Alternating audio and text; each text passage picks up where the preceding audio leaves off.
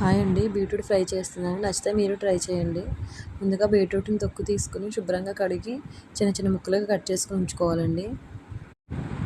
ఒక బాండీ పెట్టుకొని స్టవ్ మీద ఒక స్పూన్ దాకా పుట్నాల పప్పు, ఒక స్పూన్ వేరుశనగ గుళ్ళు, కొద్దిగా జీలకర్ర, 4 వెల్లుల్లి రెబ్బలు, కొన్ని కొబ్బరి ముక్కలు వేసుకొని ఫ్రై చేసుకోవాలండి. ఇలా ఫ్రై అయిన వీటిని మిక్సీ జార్‌లో వేసి మెత్తగా ముద్దలాగా మిక్సీ పట్టుకోవాలండి. అదే బాండీలో కొద్దిగా ఆయిల్ వేసుకొని అందులో పోపు దినుసులన్నీ వేసుకోవాలండి. పచ్చిశనగపప్పు, మినపప్పు, ఆవాలు, జీలకర్ర, వెల్లుల్లిపాయ రెబ్బలు, కరివేపాకు, ఎండుమిర్చి వేసుకునండి. పోపు దినుసులు అంతా వేగిన తర్వాత మనం ముందుగానే కట్ చేసుకున్నటువంటి బీట్రూట్ ముక్కలను వేసి మగ్గనివ్వాలండి. మూత పెట్టి సిమ్లో పెట్టుకొని బీట్రూట్ ముక్కల్ని మగ్గనివ్వాలండి.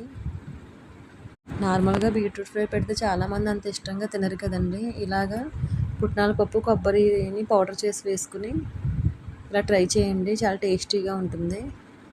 బీట్రూట్ అంతా మగ్గిన తర్వాత మనం ముందుగానే చేసి పెట్టుకున్న ముద్దనంతా వేసుకుని బాగా మిక్స్ చేసుకోవాలండి.